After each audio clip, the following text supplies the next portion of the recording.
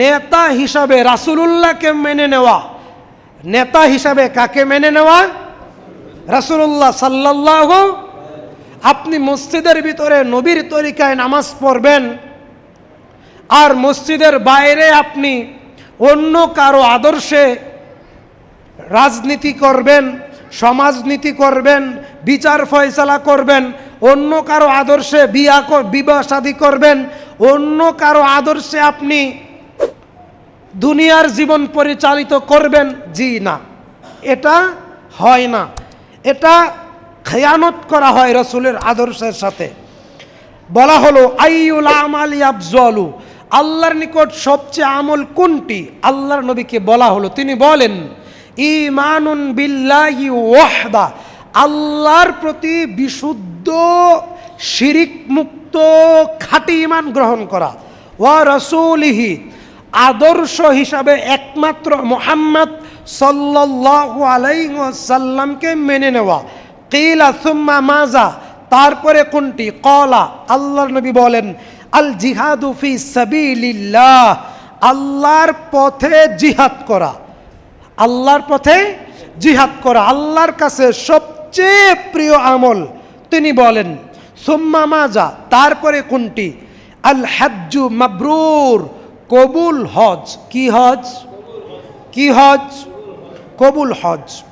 আন আবি হুরায়রা রাদিয়াল্লাহু তাআলা আনহু থেকে বর্ণিত, তিনি বলেন রাসূল সাল্লাল্লাহু আলাইহি ওয়াসাল্লাম বলছেন মান হাজ্জা লিল্লাহি ফালাম ইয়ারফুস ওয়ালাম ইয়াফসুক রাফাআ কায়াউমি ওয়ালাদাতহু উম্মুহু।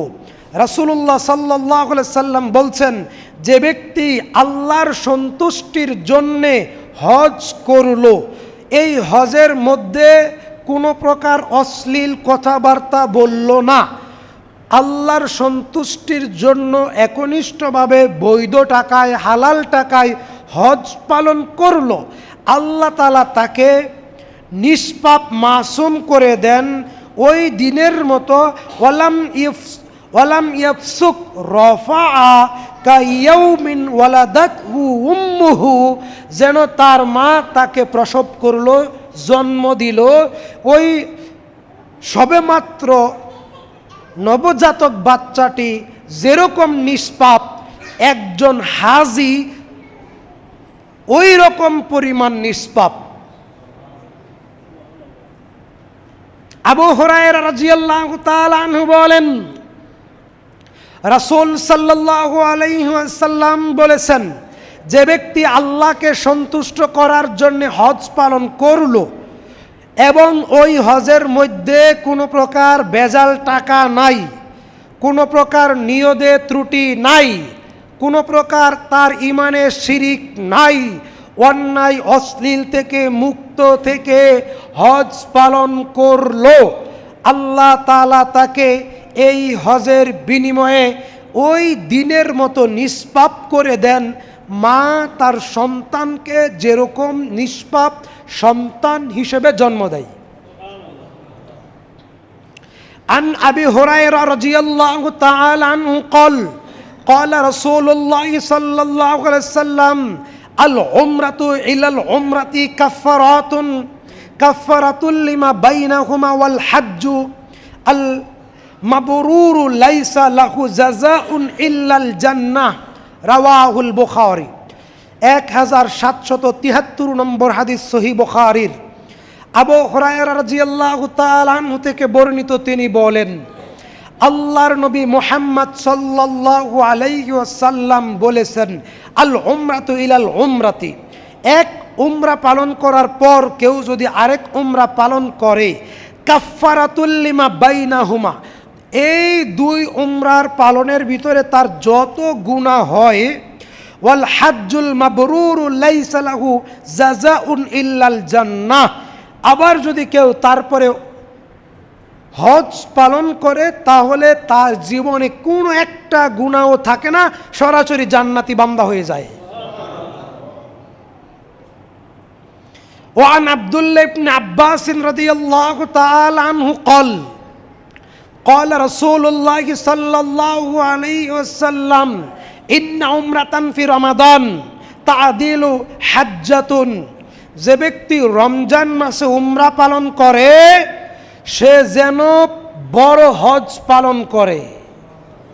যে ব্যক্তি রমজান মাসে উমরা পালন করে সে যেন বড় হজ পালন করে।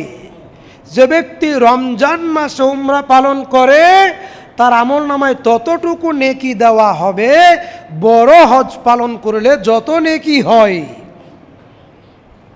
এবার আপনাদের সাথে আমার গুরুত্বপূর্ণ, অতীব গুরুত্বপূর্ণ 2-4টি কথা ভালো করে মনোযোগ সহকারে শুনতে হবে, যেই ভুলের কারণে আমাদের হজগুলো নষ্ট হয়। 10টি ভুলের কারণে আমাদের হজ নষ্ট হয়। নাম্বার 1, যদি কেউ হজে যাওয়ার পূর্বে শিরিককারী হয়, যদি কারো আমল নামায় কারো ইমানে শিরিক থাকে, শিরিক যুক্ত ইমান নিয়ে যদি কেউ হজ করতে যায় তাহলে তার হজ পরিশুদ্ধ হবে না। যদি কোনো আল্লাহর মানুষ ইবাদত থেকে বিমুখ, এটা তার ব্যক্তিগত দুর্বলতা, ব্যক্তিগত ত্রুটি। তবে মানুষ বিশুদ্ধ আমল করতে পারে না, এটা আমাদের দুর্বলতা। এটা আমরা যারা দাওয়াতের কাজ করি এটা আমাদের দুর্বলতা। রাসূল সাল্লাল্লাহু আলাইহি ওয়াসাল্লাম বলেছেন, অনেকগুলো মানুষকে দিয়ে জাহান্নামকে উদ্বোধন করা হবে। তার মধ্যে এক শ্রেণীর বক্তা, এক শ্রেণীর খতিব, এক শ্রেণীর ইমাম, এক শ্রেণীর ওয়ায়েজ, এক শ্রেণীর মাওলানা দিয়ে আলেমকে উদ্বোধন করা হবে। তিনি বলেন, ইয়াকুনু ফি আখিরিজ জামানে দাজ্জালুনা ওয়া কাযযাবুনা ইয়াতুনাকুম মিনাল আহাদিস বিমা লাম তাসমাউ ওয়া আনতুম ওয়ালা আবাউকুম ফাইয়াকুম ওয়া ইয়াহুম লা ইউদিল্লুনাকুম ওয়া লা ইফতিনুনাকুম। রাওয়াহু মুসলিম। আল্লাহর নবী বলেন, কিয়ামতের পূর্বে এমন এক শ্রেণীর ভণ্ড, প্রতারক, মিথ্যুক বক্তা আবির্ভাব ঘটবে, এমন মাওলানা সাহেবদের আবির্ভাব ঘটবে, তারা দাজ্জাল রূপে পৃথিবীতে আগমন করবে। অর্থাৎ তারা মিথ্যা কথার ভিত্তিতে, জাল হাদিসের ভিত্তিতে দাওয়াতি কাজ করবে। তারা কিচ্ছা কাহিনী বলবে, তারা কিচ্ছা কাহিনীর ভিত্তিতে দাওয়াতি কাজ করবে। আল্লাহর নবী বলেন, দাজ্জালুন কাযযাবুন ইয়াতুনাকুম মিনাল আহাদিস বিমা লাম তাসমাউ ওয়া আনতুম ওয়ালা আবাউকুম ফাইয়াকুম ওয়া ইয়াহুম লা ইউদিল্লুনাকুম ওয়া লা ইফতিনুনাকুম।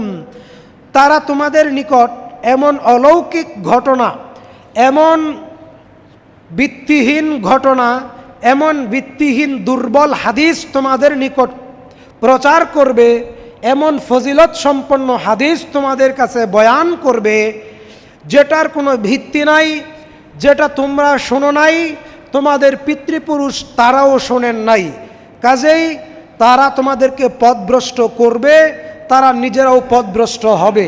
তোমরা তাদের থেকে দূরে থাকবে এবং তাদের থেকে তোমরা দূরে থাকবে, তাদেরকে দূরে রাখবে। অতএব জাতি হক আমল করতে চায় না, এটা জাতির ব্যর্থতা। আমরা জাতিকে সঠিক ইসলাম বলতে পারি নাই, বুঝাইতে পারি নাই, এটা আমাদের বক্তাদের ব্যর্থতা। তবে আলহামদুলিল্লাহ সোশ্যাল মিডিয়ার বরকতে, সোশ্যাল মিডিয়া একটা বরকতময় প্ল্যাটফর্ম দাওয়াতের। গত শুক্রবার আমাদের ঢাকার মোহাম্মদপুর আল আমিন জামে মসজিদে একজন খ্রিস্টান যুবক এসে ইসলাম কবুল করে তিনি আহলুল হাদিস মানহাজ কবুল করেছেন, বলি আলহামদুলিল্লাহ। অতএব এটা আমাদের চেষ্টা প্রচেষ্টা আমরা করে যাচ্ছি। ফরিদপুর 1 আসনের বিএমপি মনোনীত এমপি, তার ছেলে, তারা ঢাকার মগবাজারে থাকেন, তার সাথে আমার যোগাযোগ হয়েছে। তিনি যুবক মানুষ, ভার্সিটিতে পড়াশোনা করেন। তিনি মাযহাবের গুমরাহি বর্জন করে তিনি বাপ দাদার পৈতৃক সূত্রে পাওয়া ভিত্তিহীন তথা হানাফি ধর্ম ত্যাগ করে পবিত্র কোরআন এবং সহি হাদিস এর মানহাজ তথা আল্লাহ ও তার রাসূলের মানহাজ, আল্লাহ ও তার রাসূলের তরিকায় তিনি আমল করবেন বলে ওয়াদা করেছেন। এজন্যে তিনি তওবা করেছেন, তার সাথে আমার কথা হয়েছে, যোগাযোগ হয়েছে, দেখাও হয়েছে। বলি আলহামদুলিল্লাহ। এটা আমাদের দাওয়াতের মাধ্যম। জোর করে কাউকে আহলে হাদিস বানাইতে হবে না, জোর করে কাউকে আহলে হাদিস বানাইতে হবে না। আহলে হাদিস বক্তা, আহলে হাদিস খতিবদের উচিত যা বলবে তা দলিল ভিত্তিক বলবে। যার কপালে হেদায়াত থাকবে সে যাচাই বাছাই করতে গিয়ে সালাফি মানহাজ, আল্লাহ ও তার রাসূলের তরিকা তথা আহলে হাদিসের তরিকা গ্রহণ করবে, কবুল করবে। এটা তার প্রতি আল্লাহর দয়া। আমরা বলছিলাম হজের গুরুত্ব। আল্লাহ পাক বলেন সূরা আলী ইমরান ৯৭ নম্বর আয়াত, ওয়ালিল্লাহি আলান নাস হিজ্জুল বাইতি মান ইসতাতা ইলাইহি সাবিলান ওয়া মান কাফারা ফাইন্নাল্লাহা গানিয়্যুন আনিল আলামিন। আর আল্লাহর উদ্দেশ্যে এই গৃহে হজ পালন করার জন্য মানুষের অবশ্যই কর্তব্য। যারা শারীরিক, যারা আর্থিকভাবে এই পথ অতিক্রম করার সামর্থ্য রাখে, আর কেউ অস্বীকার করলে তবে নিশ্চয়ই আল্লাহ সমগ্র বিশ্ববাসী হতে মুখাপেক্ষীহীন। অর্থাৎ আল্লাহ সুবহানাহু ওয়া তাআলা বলেছেন ওয়ালিল্লাহি আলান নাস